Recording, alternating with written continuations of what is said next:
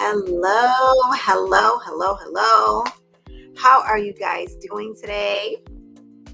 It has been a while since I have been on the mic once again, y'all. This is crazy. But my life has been super busy and I just haven't had the time. But I'm excited about what we're talking about tonight, okay? So, first things first, let's just get started. Number one, if you have not been here before, I am Tanisha Levon, holistic life coach, metaphysician with a focus on relationships, especially masculine and feminine energy and the masculine and feminine dynamic. Okay. Another thing, also, you guys know I do one-on-one coaching, whether through Zoom, StreamYard, or a phone call. And you can always email me at evolveuniversity08@gmail.com. That is evolve, EVOLVE. Lord, y'all know I could not spell real quick. That was crazy. But I'm gonna put it in the, what do you call it? I'm gonna make a banner and go from there. But yeah, if you ever want coaching, I have people that literally come see me, people that call, people that get coached while I'm actually working on another service. That's crazy, right? While I'm doing something else. So evolveuniversity08@gmail.com if you ever really need or desire to have coaching, okay? Another thing, if you are in Facebook, StreamYard does not tell me who you are. So I see something that says, good evening, how are you? I don't know who you are. So I cannot see who you are through this stream or through this app. I need to see you. If you want to put your name, you may, so that I know who I'm talking to. And that's pretty much it. I wanted to just, before I get started, add a shout out. I literally just purchased these journals from, I don't know if you guys know, but I am in the Dear Brothers, Dear Sisters relationship group, DBDS.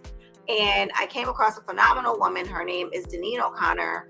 We are usually on the Queen's Takeover together. We are in, she's from New York.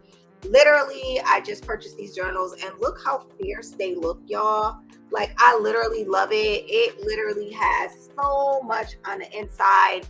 And then I have also this 3-month planner that I got from her, and it is fire. So, like, the artwork is just amazing. I like cutesy stuff when I need to, like, get into my business mode, because I don't really like doing business.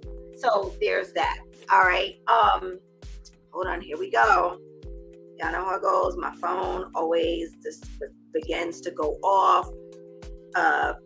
People start texting and inboxing, and you guys are all in the group. So I think it's showing up on Divine Feminine Group, but you know what? There is a slight delay in what happens as far as YouTube and Facebook. So I have just ran into that now.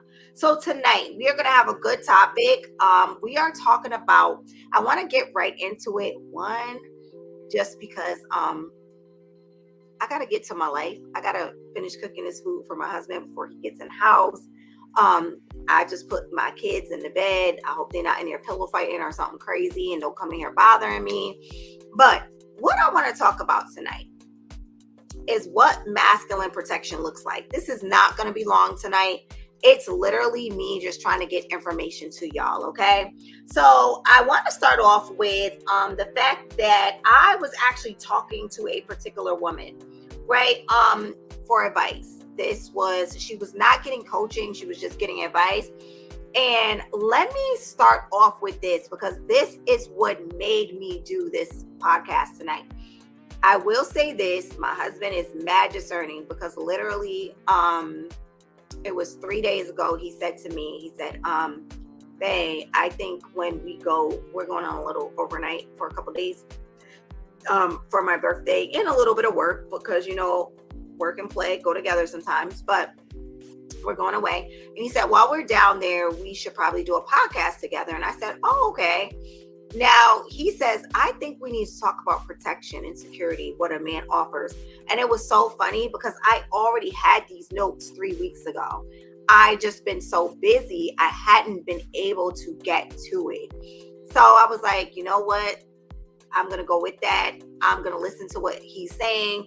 And when we do the one next week, I think it's going to be on Monday night, he will be doing it with me, and he'll have a whole different perspective, because you guys know that I do not speak to men. I don't like being an oracle for men, and I don't think that women should tell men what they need to be doing. I feel like women should deal with women's issues, work with women's stuff, and work on us being the best version of ourselves that we can be, and then let them deal with who they're supposed to be on the back end. So he will be on next week on Monday, and I'm pretty sure he's going to have an entirely different, not different information, but a different perspective, because he's looking at it from the masculine and I'm looking at it from the feminine, and the things that we deal with when we feel it, when we look at it. Okay. So I was talking to a woman, right? And I was getting advice. I was giving her advice that she asked, and she was upset. Okay. That she wanted to go somewhere and her man did not want her to go. My computer is over here, so I'm gonna be like back and forth, y'all. Don't mind me. She wanted to go somewhere and her man did not want her to go. So much so that he threatened to break up with her if she did. So this is what I'm hearing from her, okay? So I asked where this place was, and without divulging too much, it basically was a club. It was going to be a late night leave and a late night out. And when I say a late night leave, I mean when you're leaving the house at 10 p.m. If you leave the house as a woman at 10 p.m., girl, you're not getting back in the house till 2 a.m. Because you can't leave at 10 and get back at 11 or 12. That means you only went out for like an hour or so. Like, that's not a long time. That's not really a night. So if you leave at 10, you're getting in at 2. That means that everybody's coming late, okay? We all know how the club go, all right? So first things first, I asked her how long her and this man have been together, all right? And she divulged that it hadn't been long. It had only been a few months. And after some talking, I did find out that he didn't actually threaten to break up with her. All right. Bottom line is, after they talked and she ended up telling him where she was going and where she wanted to go, he basically told her, yeah, like, I'm not really going to say much, but I just want to let you know I'm not really around for stuff like that. Okay. So that made more sense to me based on what she was saying, because masculine men usually don't make threats like that. That's kind of lame. They usually don't be like, yo, if you decide you're gonna go there, then I'm gonna break up with you. They really don't do that, y'all. That's not a part of their makeup. If you find that he acts like that, he is emotional and all over the place, okay? Like,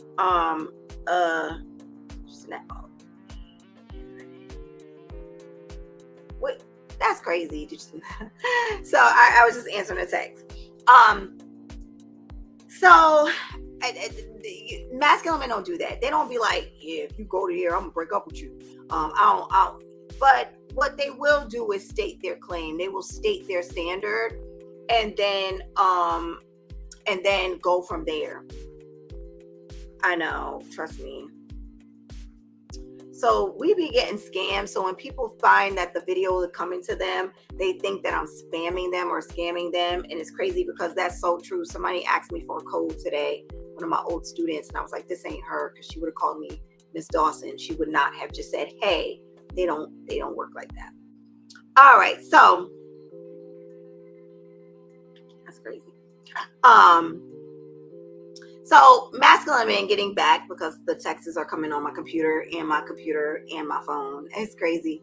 But that made more sense to me, because masculine men don't usually do that. They usually just say what it is, and that's just it, honestly.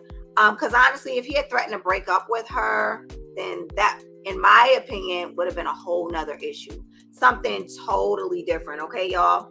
So let's get started. So needless to say, she didn't go, which I commend her on, which is the basis of this lesson. All right. She was like, once he said, like, I'm not around for that, she realized that she liked him enough that she didn't really want to go once she realized how he felt about it. And that I actually commend. Okay. So I had to learn this lesson, y'all. Again, I don't want anybody to ever think that I am coming to you from a place of judgment. I am not. I am always coming to you from a place of empathy and compassion, only because I've been there before. The only problem I have with women is that we usually do not like to hold ourselves accountable. We don't like to hold ourselves to the fire. Once we hear something and realize something, we would rather like die on the hill before we admit that we're wrong. And that is the part about femininity that I actually do not like. I actually do not want to subscribe to, okay?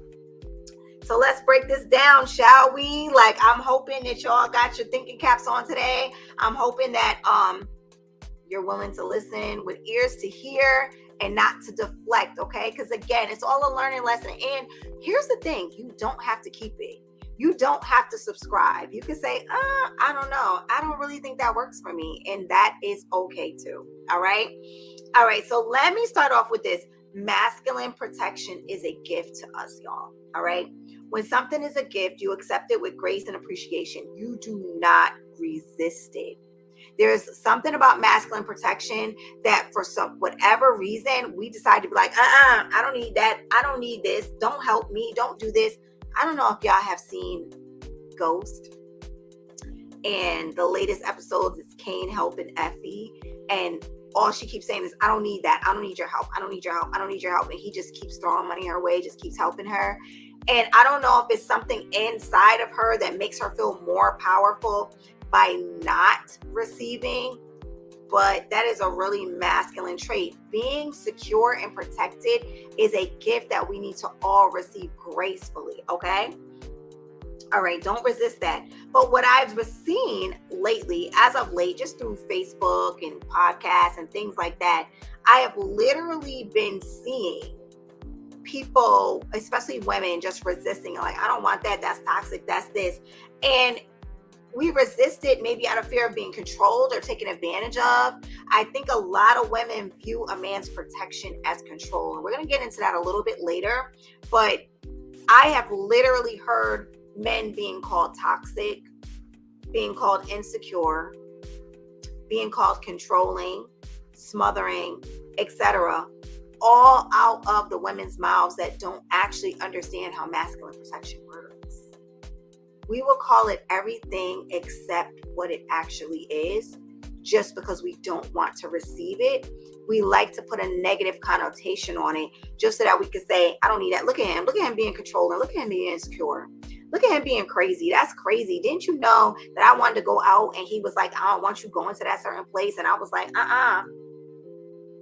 girl, masculine protection is something to receive with grace and pride and stride. And it is a gift, because there are women out here that are walking around unprotected. And I fear for those women on a day-to-day, okay? So we have to understand that the same way that we have feminine intuition, y'all, they have a masculine instinct that understands danger, not in the way that we do.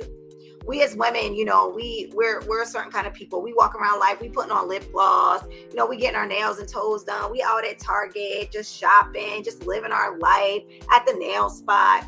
We at Sally's, we going to get our European waxing, and we doing all of these things. And, we run around in the store with our kids, and we're usually not thinking about the dangers, right, that are lurking after some innocent, unsuspecting soul on a day-to-day basis. We're usually not thinking about that. We're just flitting around life like a bee falling off flowers, just like, hey, this is fun. Hey, I'm going here. I'm going to get my massage today. I'm going to get my nails done today. You know what? I was thinking I want to go to the store because I need a new shirt. I'm going to the mall, not realizing that there are dangers literally lurking around every corner. It's unfortunate, but it's 2023, y'all. We got to step it up a notch. We got to start understanding what is really going on out here. Okay. Like, it's crazy, so men are constantly, literally, instinctually sniffing out and discerning danger on a day-to-day basis. Dangerous people, dangerous places, dangerous and sketchy situations. They are always literally on the lookout for it. I saw a post the other day. I don't know if it was DBDS or Carl Surratt, and he was saying that, like, if a man goes into a restaurant and he doesn't want to sit facing the door, no, it wasn't him, it was another man. He was saying he can sketch out danger anywhere because of his military training. But there was something that said, like, if a man goes out and he doesn't want to sit with his back facing the door, you need to understand why that is. And I grew up like that. When I went out, day one, my father never sat with his back to the door. My brother then never sat with his back to the door. My uncles don't sit with their back to the door. And then my husbands never sat with their back to the door. I literally experienced it my entire life. And I didn't understand what it was until it was my husband that said, when we went out one day, and he said, you never sit with your back facing the door because you want to be able to see and scope out impending danger. So it's not about like, oh, I don't want to sit with my back facing the door. I just want to, be able to look around a restaurant. No, it's really for dangerous situations. And if his back is facing the door and you're looking, and then something happens and you're like, he's like, what's behind me? And you're like, somebody with a gun. That's not a good situation.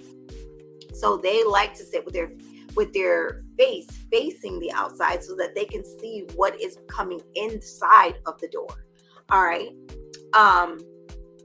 When a man takes on the responsibility of having a wife, right? So this is what we're talking about. We're talking about getting into a committed and, long-term relationship. When a man takes on the responsibility of having a wife or a significant other, he is still taking on the responsibility of that woman. He is taking her underneath him and saying, I am here to protect, secure, and provide for you, all right? But women, we don't really understand that concept. We're kind of always like, I get it, but, he married me. We literally want to walk into a marriage feeling like we're equal partners, and we truly are not. We're just truly not. Like, I will get into it later, what me and my husband talks about, which is why when he does his part on this podcast, it's going to be interesting to me to even listen to his perspective on how they feel about men protecting, but it's a difference. We're not the same. And the moment that we realize that, I think the better off we'll just be in everyday life in general. Okay. So think about this, right? If a man is with you and you call him with a problem, right? No matter how small, how big, and he say, oh man, I wonder how you gonna figure that out. What you mean how I'm gonna figure that out? Like, that's why I brought it to you, so that you could help me figure it out. You know what I'm saying? Like, or they'd be like, damn, that's crazy.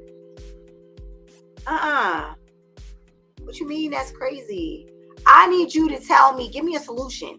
Tell me what to do. If they do that without offering a solution, as a woman, that would be a red flag to you. Am I correct? I think I am. If you're dating a guy, talking to a guy, and you bring a problem to him, and he go, damn, that's crazy. Or what you gonna do about that? You're expecting him to step up and be like, oh, you know what? I can help you out with that. Because all you got to do is A, B, C, and D. Or, oh, yeah, I got it for you. Because, if you do this, we do this, I'll add the money to this. You're waiting for him to come up with a solution. A red flag goes off in our mind that this man is not walking in his masculinity, or he don't give a F about you. It's one of the two. All right. Most men want to help. They want to assist. They are solution oriented, right? And this is how they help us. That's just the bottom line. All right. So this protection looks like many things. And I'm going to give you some examples. Many things that we as women, once again, we actually don't understand. The easiest way that I could give a correlation so that we can understand how it works is to look at how we are as women with our children, right? You know how we have that intuitive skill for something not being or not feeling right? Like, especially as it relates to our kids, like they could want to go to the mall, they could want to go to the store, McDonald's. Yeah, I want to go with my friends. I think you should drop me off at the mall. I want to go shopping. And we're kind of like, it just doesn't sit well with us. We're kind of like, well, who all gonna be there? And is their mom picking you up? And who's gonna drop you guys off? And what are your plan when you get there, right? These are questions that moms ask, especially with their daughters. It's kind of like, where are you going? What are you doing? How are you going to get there? How are you getting home? And what's the plan? Oh, that is how men look at us. That is how our husbands, our significant others, our long-term mates, our life partners, this is how they look at us, right? Men have that same instinctual instinct as it relates to situations that may cause them to have to exert that protective mechanism. The same way that we're asking our daughters what's going on because we have a protective mechanism for them, they have that same protective mechanism for us. So you see how if you switch the narrative, and you look at how you feel when your child is going out. Because again, we're stewards of our children. We're meant to protect our children as women. Understand that they feel that same level of protection when it comes to their wives or their partners in life. And I know we're adults and we're like, well, we're grown and we can take care of ourselves. But again, that doesn't take away that masculine instinct of protection for them, for you. It doesn't take it away just because you're an adult. It doesn't matter. Here's the reality of it. That doesn't go away no matter what. My mother, I'm a grown woman and I would leave an event and my mother would still say, call me when you got home. So that maternal instinct does not go away just because you're an adult, and your husband's masculine instinct of protection is not going to go away just because you're an adult. So that part I need you to understand, okay? Men do not operate the way that we do. We all know that, right? We know that they don't operate the way that we do, although we have the same physical attributes: 2 arms, 2 legs, a nose, 2 eyes, a mouth. Hey, I don't know who you are. Put it in chat, but I'm glad to see you here. Although we still have the same, physical attributes, we're not the same. So that doesn't take away how they feel about it. Hey, Ash. Men, absolutely, in no uncertain terms, do not act the way that we do. They don't feel the way that we do. They don't look at things the way that we do. We are 2 totally separate and completely different entities, y'all. Separate, complete, different, equal, opposite, totally different. All right. Men are territorial. And y'all, with territorialism, that comes with a set of rules and regulations that we as women will never actually understand. We'll never know. We'll never understand the concept to it. The reason why is because we don't operate in that arena. We don't operate in parameters. We don't operate in territory.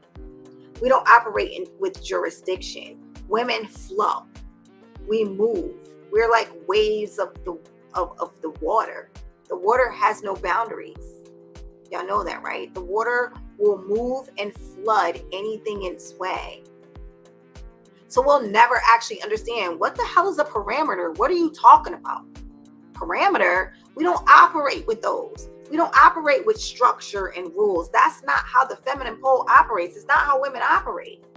We operate loosely. We operate haphazardly. We operate in a flowing motion.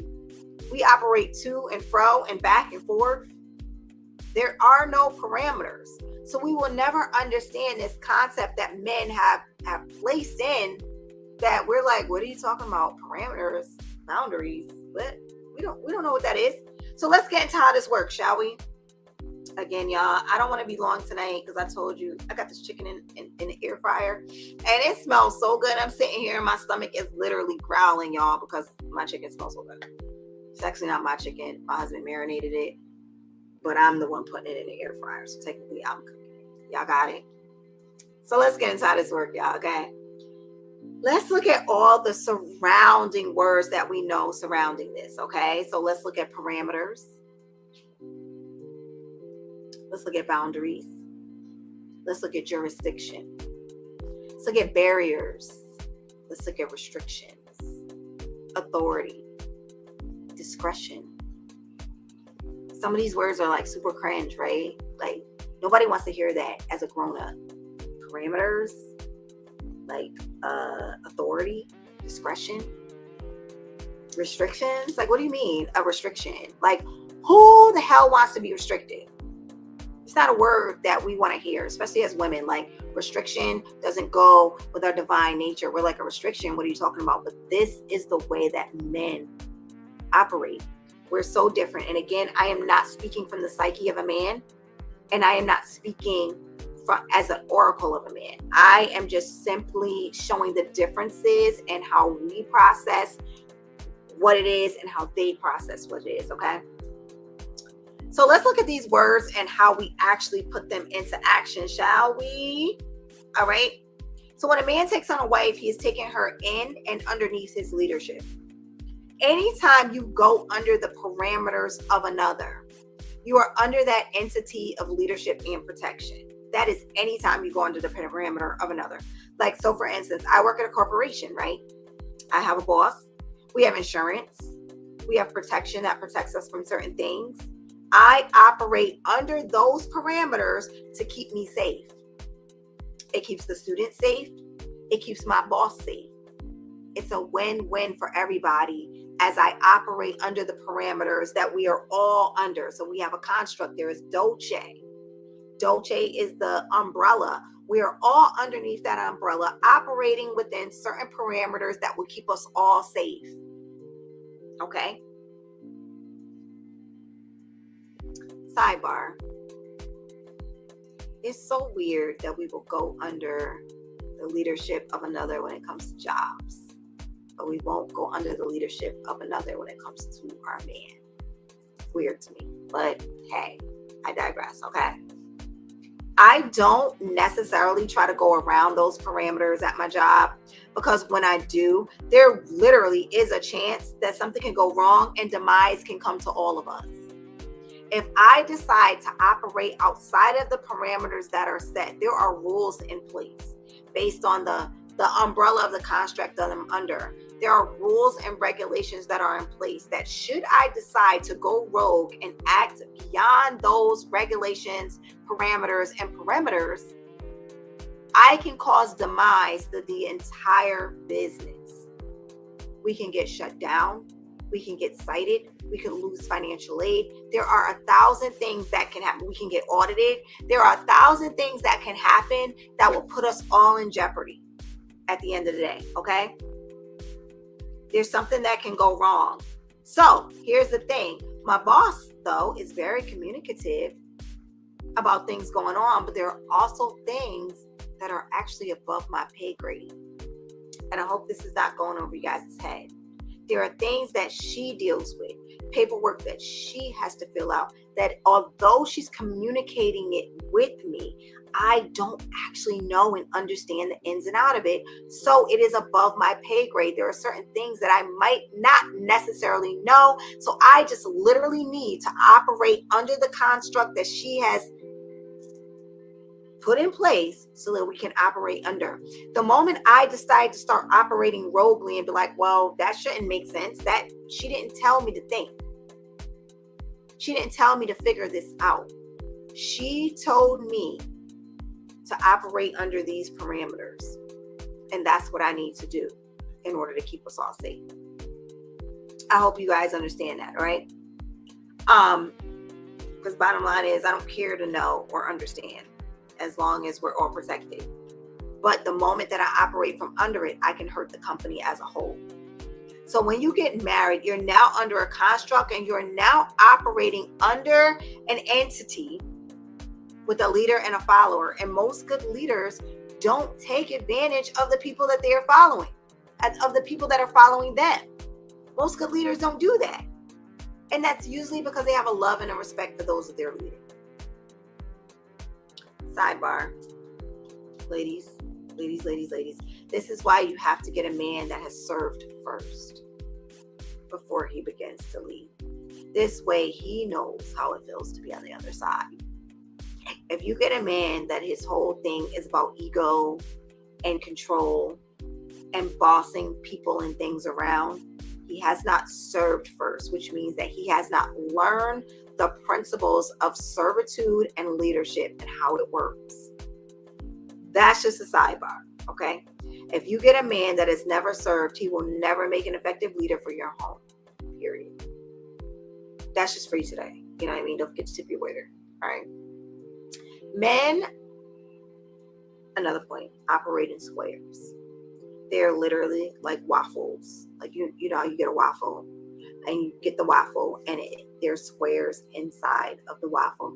Men literally operate like squares. They compartmentalize, and you as the woman, as his wife, as his life partner, as his girlfriend are a part of that compartmentalization. So when a woman marries a man, right, you become essentially an extension of his territory, period. You are literally an extension of him. Remember in one of my videos how I explained that when you get married, you get reintroduced and you come back out after the marriage and they say, now we introduce to you Mr. and Mrs. Timothy Dawson. They don't say both of y'all names, y'all. They only say one name. You as a woman actually end up relinquishing your name to take on his. I am Mrs. Timothy Dawson. Who the hell cares that my name is Tanisha? Nobody. Because once you get married and once you take on his name, you are an extension of his territory. You are literally an extension of him, himself, his person. You are his person that he's decided to take in, take under, provide, protect, and secure. The end, okay? So you need to love and trust this man and make sure he has the leadership and relationship qualities that you need, want, and desire before you take on that big ass responsibility. Stop as women getting married just because it looks good, just because it sounds good, just because it'll be cute for you to put on a white dress and do it in front of all these people. If you are not ready to completely go under this man's leadership, do not marry him. Because I promise you, most men want you to go under their leadership. They don't want to get in and compete with you for a spot. That's not what they're there for. They're just not. And we have it all messed up. We're like, oh, he probably want to equal. Now, there are some men out here that be like, I want an equal partner. And that's usually because they got bad credit and they don't got no money. And they need you. They need your portion, the portion that you're going to bring them to another level. And that's fine too. But even when he gets there, I promise you, he's not going to be 100% comfortable there. Because it's just not how the masculine pole operates. You cannot defy universal law. You cannot defy the universal laws of energy. It just doesn't work like that, okay? So once you have this man's name, you are now an extension of his territory, and men take territory very, very seriously, okay? This is the one thing that they don't play about, and the weird thing is they all understand these rules. We just don't. We're the ones that have no idea. We have no clue how this thing works, okay? So men have an innate nature to understand territory, boundaries, parameters, where their leadership ends and another one begins. They are so good at that. They just instinctually know. Women, we don't operate like that. We will usurp, step on toes, mow over somebody in a minute because we don't understand boundaries, territory, and jurisdiction. It's not a part of who we are. That is their thing. They know what that is. They take it seriously. And they offer respect based on these parameters alone, based on these facts alone. They will offer respect, understanding who they're next to, understanding who they're with, understand who the man next to them is, who all the men in the room is. They all like have these rules that they understand that we may never, okay? This is why affairs with another man's wife doesn't fly. And it doesn't happen as often as a woman sleeping with another woman's husband. Men will think twice before they cross the boundary of sleeping with another man's wife, because that can be punishable by death. No, like, and when I say death, I mean like old school death, like guillotine, like they cut people's heads off. But then I also mean like that is why a lot of men die in the street. It usually be over women. So we have to, again, be very, very, very careful. But women, once again, we have hazard. We will sleep with another woman's husband in a minute, knowing that there's no real consequence. There's nothing she's going to do. But men understand the consequences of territory and crossing turf. They just understand that. And they think about that before they make decisions. And once they make that decision, they are fully aware of the consequences that may come down upon them. And usually if they made the decision, they're okay with that consequence. Meaning like they're okay with coming face to face with that consequence. We would never understand that. Lord knows if I thought that if I slept, well, I wouldn't do that anyway. It's just not a part of my genetic makeup. Like it's not in my DNA. But if I ever thought that I would sleep with another woman's husband and she would come and kill me, the last thing I would be thinking about is her husband. Because you know what? Bottom line is I want to live. So I like my life, actually, y'all. So that's not something that I would want to play with. But at the end of the day, guys, when they do that, they understand that there is a possible serious repercussion to what they're doing, and they are willing to take that chance. All right. Sidebar, if we start knocking their asses out though when they sleep with our husbands, then they will probably think twice about doing that next time. But you know what? Let me not get off topic. Okay. So anyway. Men don't cross boundaries in that way. And if they do, again, they totally understand and know that they're going to deal with those consequences should they arise. Listen, this is something I need you to understand. If something happens to you, as his girlfriend, as his wife, again, life partner, under their jurisdiction, under their construct, under their household, they would be willing, usually, to lay their life down for that cause. That is nothing that I ever worry about, is that if something happens and somebody walked into our home, that my husband would lay his life down. I know that for a fact without fear of any contradiction. He would get in front of me and anything that came in that way. There is no way that I would get hit or anything behind me would get hit. Me or those children would not get hit, not if he had anything to do with it. And he would die proudly doing it. Proudly. He would not be like, oh man, I had a life to live. It wouldn't be a thought like, oh man, I had a life to live. I had a whole bunch of stuff I had planned. That is not what he would be thinking about. All he would be thinking about is me getting away with those kids, and whatever came to him, he would be willing to take it should it came. And this is why that and that fact alone, I offer him mad respect, because I know for a fact, and we talked about this the other day, that he would never want me to lay my life down for him.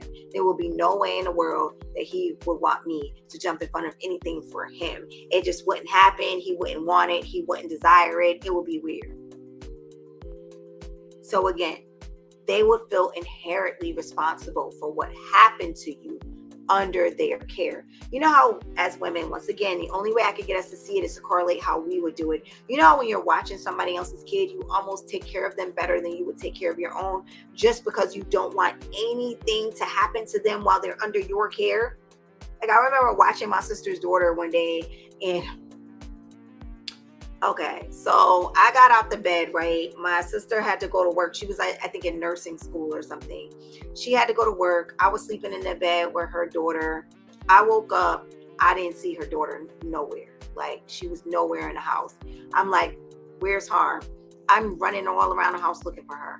I go in my parents' room thinking, okay, well, maybe Harm went into my parents' room to go lay with them. I go knock on the door. Mom, Dad, is Harm in here? They're like, no, she's not in here. I'm like, y'all, Harm's not here. Mind y'all, Harm's like 2.5. She's not grown. She's like 2.5. She's a toddler. We're literally now ripping the house apart looking for her. Where could this little girl be? Now, you can't call Tiff. She's in nursing school. And you can't call her and be like, we can't find your kid. That's crazy. So I'm in the bathroom. We're looking in the shower. We're looking in the bathrooms. We're looking everywhere under couches. I go back into the room, right? And I'm like, she got to be in here somewhere. I'm looking in the closet. Y'all, why I looked under the bed and Harm had fell off the bed in the middle of the night and rolled under it, but she never woke up and she never cried. So Harm was under the bed asleep when I found her.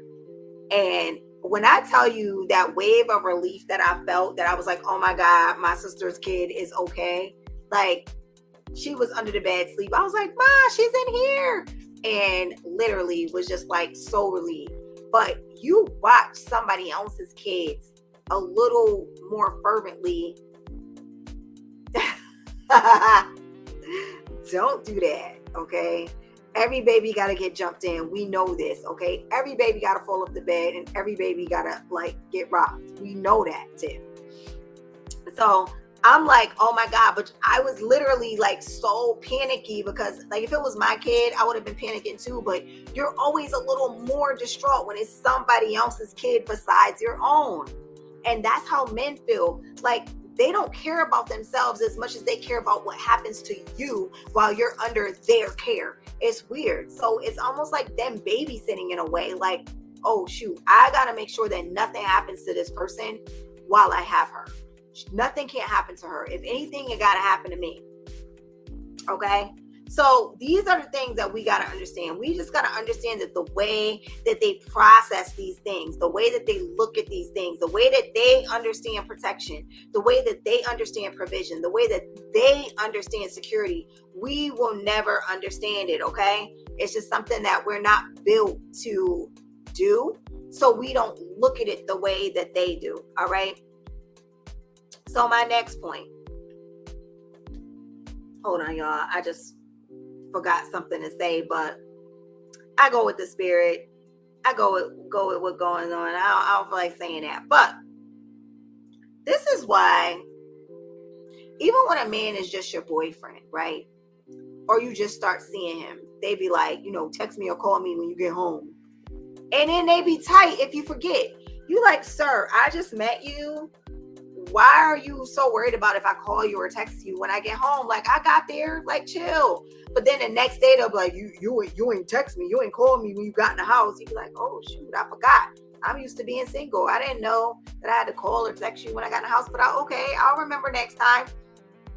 Listen, ooh, my husband would do that when I first met him, y'all. And I would be like, does it even matter? Like, because I live with other people. Like, I lived with my parents, I think, at the time, or maybe I was by myself, but I digress. It didn't matter. I was mad grown in my head, right? But he always wanted to make sure that I was safe when I left his presence. And there were many times when I went to visit him, and if it got too late, this is crazy, I would try to leave. So when my literally first date, I went over his house at 10 o'clock, and I didn't expect to stay that late, but we had such good conversation that it ended up being like 1 or 2 a.m. And I was like, all right, well, let me get going.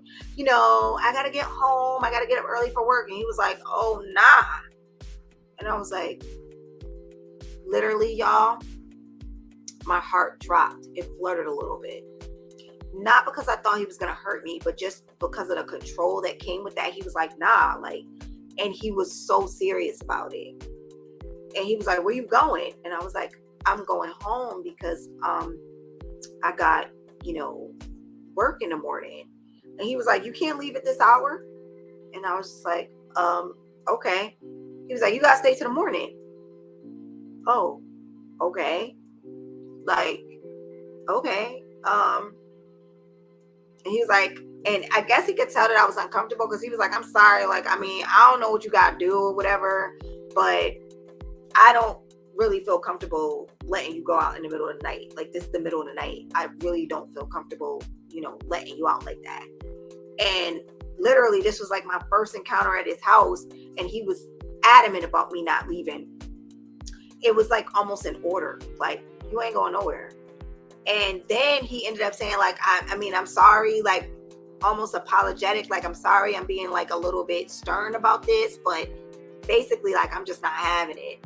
And then he was like, I mean, I'm not like kidnapping you or nothing. You can sleep on the couch, if you don't feel comfortable, but I'm not gonna hurt you or nothing, but you can't leave at this hour. Y'all, you know what I did? I got right in that bed with him. Because after he said, I was like, oh my God, this is such a man's man. I did not have sex with him, but I literally got into bed with him that night because I was like, you know what?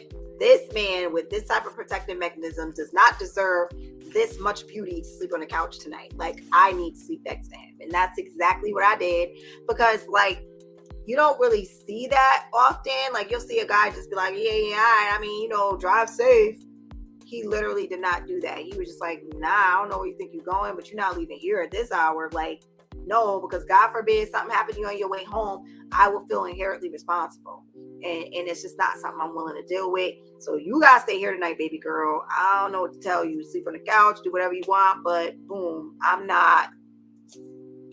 Y'all, let me tell you, when I said, oh, this is a man's man, but let me get back to the protective mechanism, okay? It kicks in at all times with them. That's what we need to understand. So as women, we have deemed men toxic. We have said that they are controlling, insecure, possessive since the beginning of time, when it's literally only the manifestation of protection that we're seeing. We will throw the word toxic out in a minute. He don't even be wanting me to go nowhere. He's so toxic. He's so jealous. Sometimes it's that, and you can discern usually if it's that, but usually it's not that. Usually it's just that they just don't want their prized possession out there doing it. You know what I mean? Listen, when you go out with your girls and you say that you're going to a certain place and they don't want you to go to that place, it's usually because they feel like the environment has the capacity to be dangerous for you, and they won't be there directly to protect you.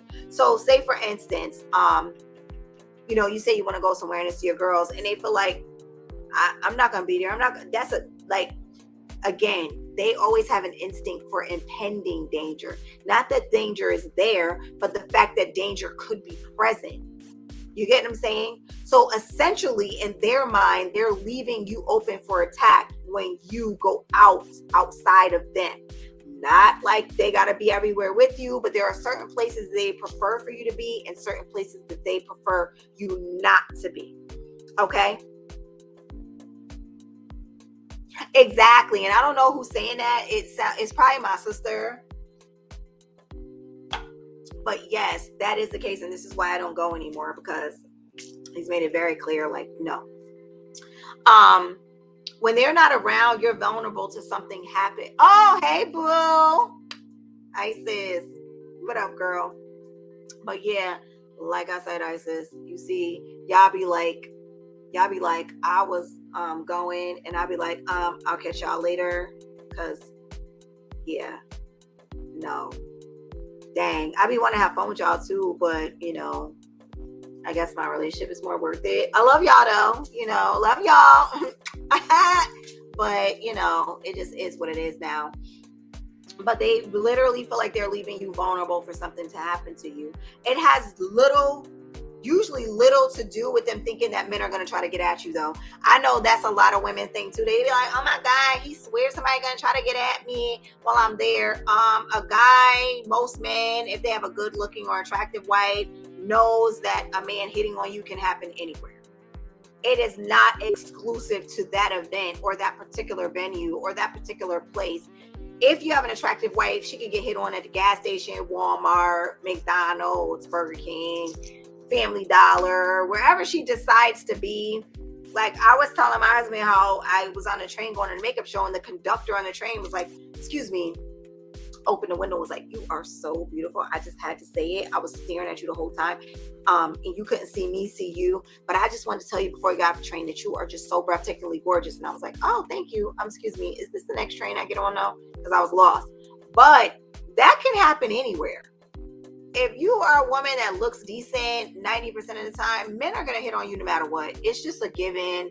It's one of those things. And they understand that. They know that. And if they have a woman worth her weight in salt and she's loyal, that's not something that they're really worried about anyway. Like, I mean, why would I risk what I have for something I don't even know? That really doesn't even make sense to me. And most women don't do that unless they're super traumatized and got some type of inner deal going on with them mentally. You know what I mean? So that's one of the things that, like, you know, I personally don't like when I hear women say that, like, oh my God, he probably gonna be thinking somebody trying to get at you. No. Like, I don't think that's what's going on. I think literally they just know the capacity of the evils that are out here. And the capacity and the rage and the evils that most men have on the inside of them. My husband shared something with me the other day, and it was a little disturbing, but I was glad that he shared it. He said that most men know the dangers in this world because they are the dangers in this world. Isn't that crazy? Like, they understand danger and they understand what could happen because it's them. They're the ones doing it. Think about it. Most crimes statistically are committed by men. Most serial killers are men. Most rapists, whatever. I'm not going to be monetized anyway, but most people that do that, men. He also shared that every evil thought of doing something wrong has crossed his mind at some form of another, even if it was a fleeting thought. From murder to rape, sexual assault, all of these things have crossed most men's minds. They just don't do them. They just don't operate in them. I'm talking about sadomasochistic, how you say it, sadomasochistic sex, where they put the red ball and blindfold people and torturous stuff and just stuff that we would never think about as girls. Beating somebody up, strangling people. Like, these are all thoughts that have crossed their mind at some point or another. I mean, some of them passed mine too, but whatever. He also said that as he mentioned that same statement to a lot of other men, that no other man denied it. That he was like, you know, most men have had these thoughts, and everybody was like, yeah, they talking about it at the gym like it's nothing. Like, yeah, we all had these thoughts before. It's all happened. I'm like, and literally, you know, y'all, I just be listening, but I was sitting here going, help me, because that's crazy. But then I was like, that would be why they be so nervous when you go outside, because they know that them are out there and them in a different capacity. It's crazy because the thing that he actually mentioned was that it's the spirit man and self-control, mental control and self-governing that stops them from doing it.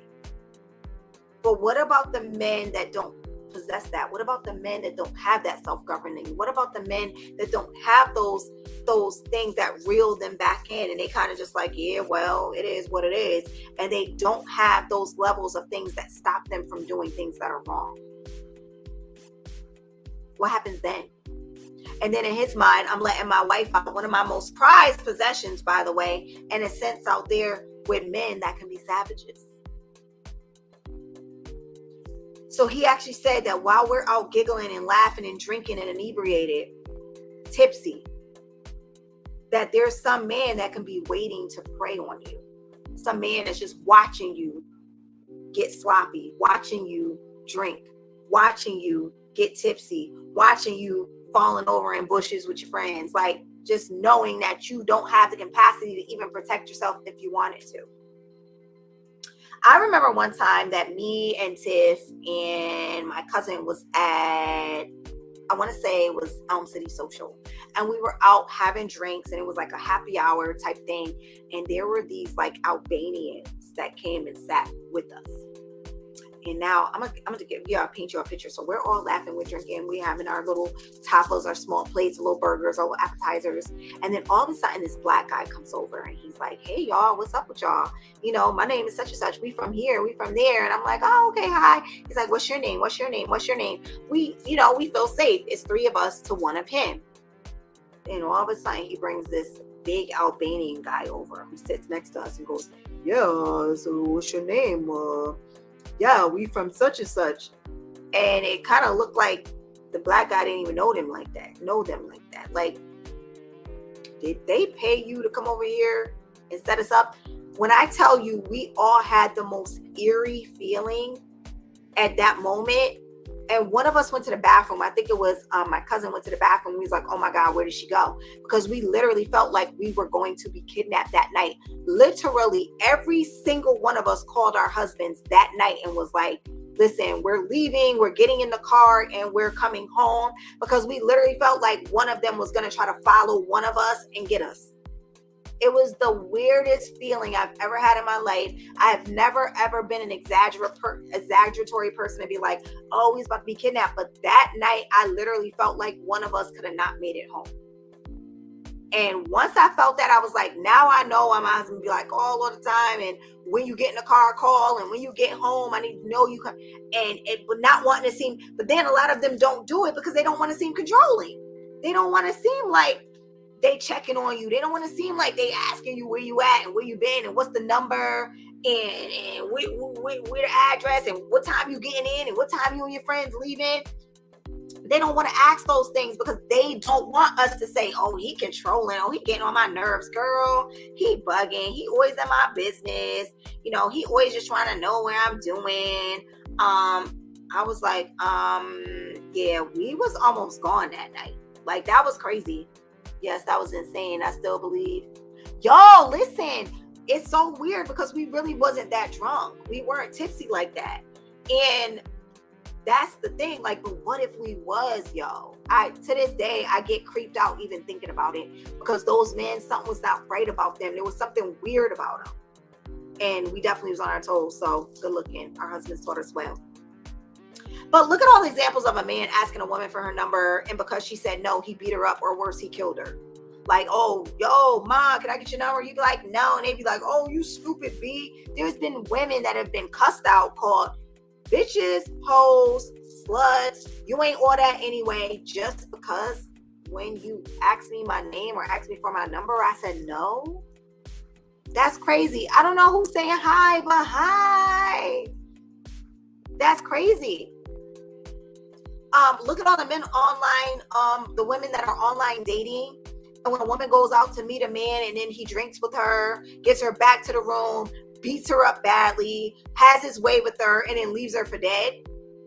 Hey, Angie. And then leaves her for dead. Like, that was crazy. And then we wonder why they feel the way they feel about these things. These are the men that are out here lurking. So when your man is not ecstatic about letting you in those environments that can have this tendency to get a little wild, don't be so hard on them, y'all. Listen, Isis said it. And that's why R&B Wednesday be a side eye. Because, like, I know what goes on there. I know what kind of men are there. I know what kind of things go on behind closed doors there. And you could easily be caught in the middle of some crosshairs. Something could have not even been meant for you. And you could get hurt. All just in the name of a little bit of fun and laughs with your girls. Can you go somewhere else, please? Okay, I digress. You're right. I mean, I can't argue with that. You're right, you know. Stop chalking it up to insecurities and possessiveness, y'all. Or him being controlling. Most men ain't as controlling as you think. Trust me. Men have this innate duty to protect and secure what is theirs and underneath their jurisdiction. If you are underneath his jurisdiction, it is his job to protect you. Their job is to make sure you and their seeds are safe. Stop fighting them on keeping you safe. Stop. It's not funny anymore. Like, I'm about to just go because, like, the girl in the beginning, when I was giving the advice, she was like, I was so happy for her, because it's very rare that you hear a girl say, I actually didn't go. He didn't say he was going to break up with her, but he basically was just like, I'm not around for this. Like, if this is how you want to live your life, that's cool. I'm not going to fault you on it. I'm not going to say, whatever, but just know I'm not going to really be around for this. And she had to take what he said and, like, respect it respectfully. Now, here's for the women that are married to a true divine masculine. And this is the last thing. Another thing, we're not going to like this one, but most men who are about something have bigger dreams and goals, and they're focused on legacy. They don't want wives that are considered or carry themselves as commoners. Isn't that weird? I don't like that word, but remember, oh my God, y'all probably don't remember because I'm older, but like your grandmother or your great aunts will be like, don't be out there acting common. And common just means like, basically, I think it's code for our word now for you for the streets. But common just means that everybody could get a hold of you. Everybody has access to you. And so the word was common. Don't be out acting common. Most men that are creating a legacy and trying to build a name for themselves don't want women that carry themselves as commoners. And what I mean is, he don't want you at every event unless he's bringing you there. He don't want you, even when you get there, acting like everybody else. That's the weirdest one. So y'all can give you some secrets. When we get there and then we be dancing and twerking all over the floor, they don't like that. You acting like everybody else. And they want their woman to look set apart. So they don't even be having fun twerking with you. They might do it for a couple minutes and then they be like, all right, done. And you're done too. Go sit down. But they ain't gonna say it. Because guess what? When they say it, guess what we're gonna say?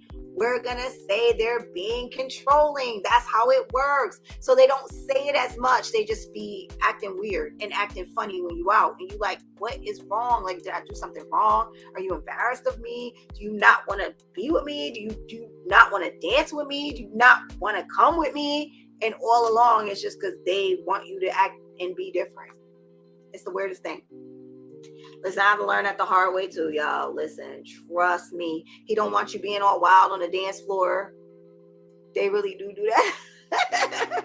He don't want you being all wild on the dance floor. He will only and he, as the man, will only let loose in a controlled environment. So you'll notice if he's around his people, if he's around something small, controlled, he'll act a little more wild. And then now we're confused because we like, but wait, at the other party you was wild and you was having mad fun, but now over here you acting all weird and stiff. What the hell?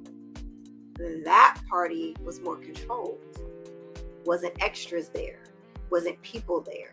It was family there, close friends there. They let loose a little bit more when it's a controlled environment. But when it's the masses, they act like the WB frog. All of a sudden, they ribbit.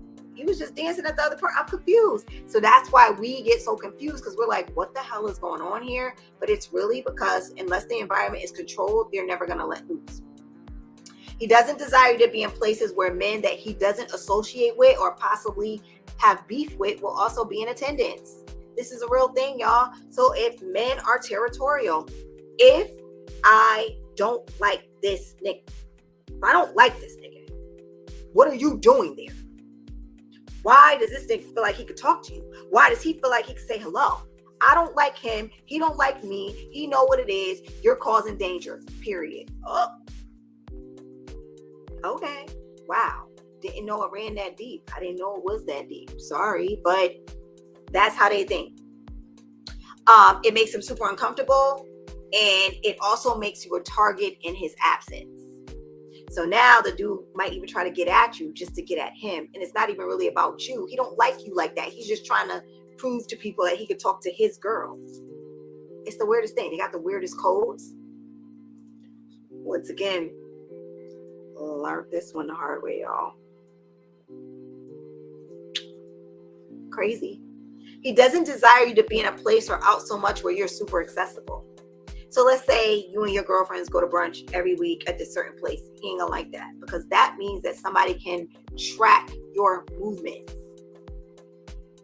Oh, she be at such and such every week. I could just go roll up on her. I could go pop up on her girl. You know what I mean? I know her and her girls be over there every week. Yeah, I'm gonna show up there. Next thing you know, some guys show up there every week. They don't like that. My husband literally tells me not to take the same way home every day.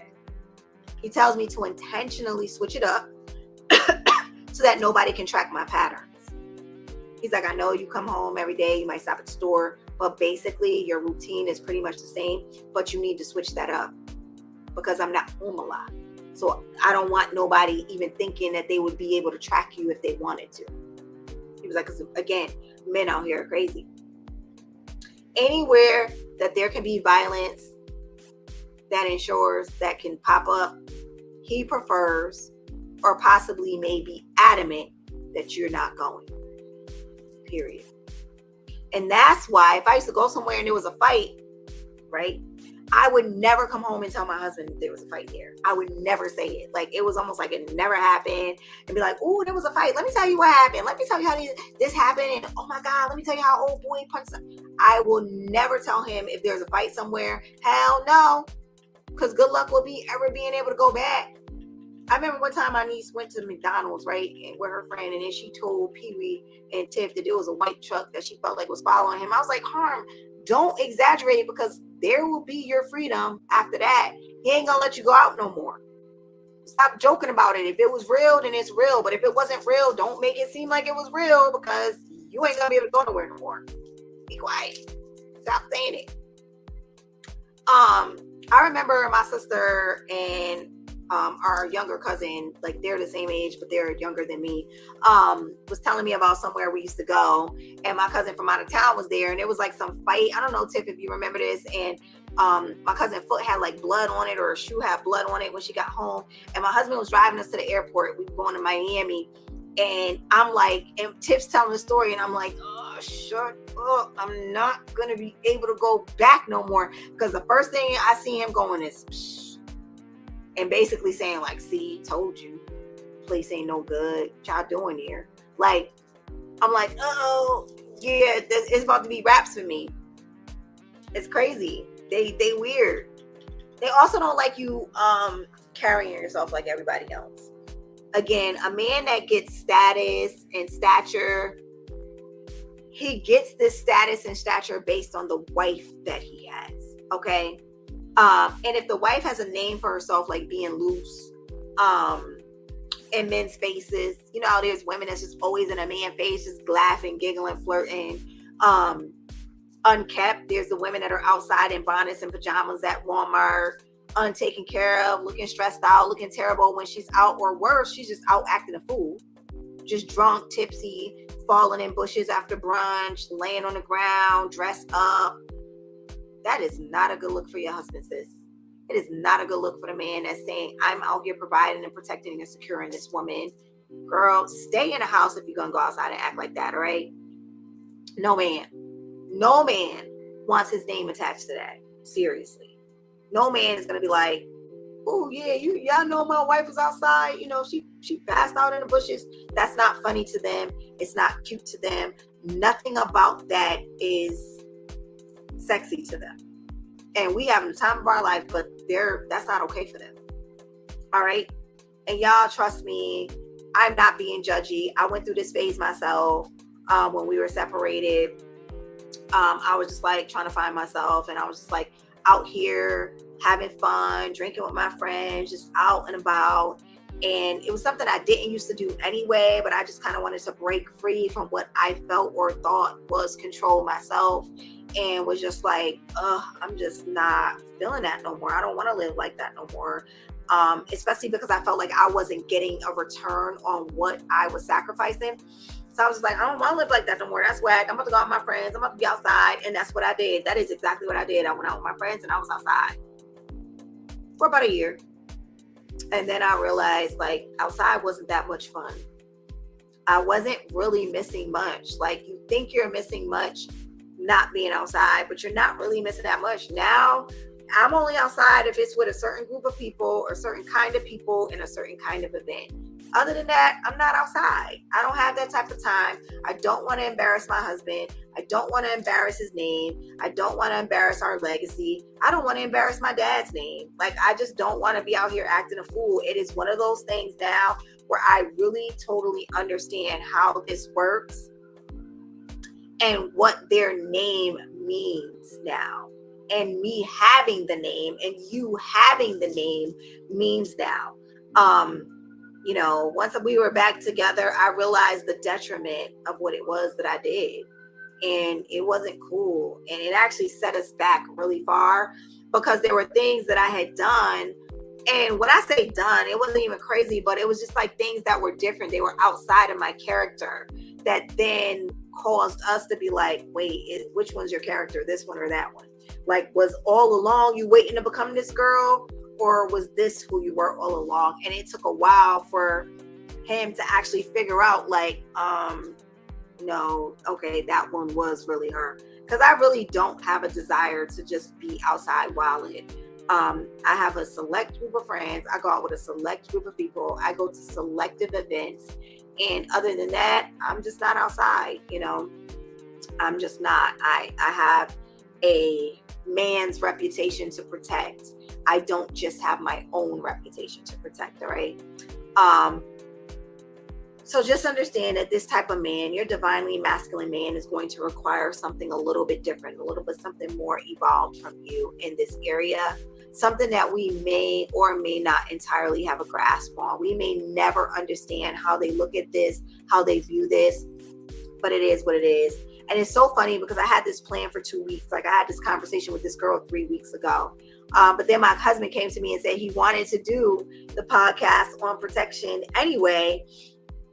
And I never even told him that I had this one planned. So we will be doing another one next week. It'll be on Monday night, on May 8th. So be on the lookout for that one.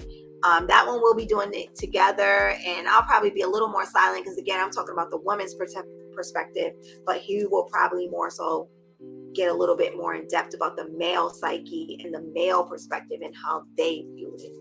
All right. So I just want to say thank you guys so much for tuning in. I love y'all. I am about to go get this chicken out the air fryer and, call it a night because sister is tired. All right, ladies. I just hope y'all enjoy the rest of your night. Here's to good health, good wealth, great sex. I'll holler. Bye, y'all.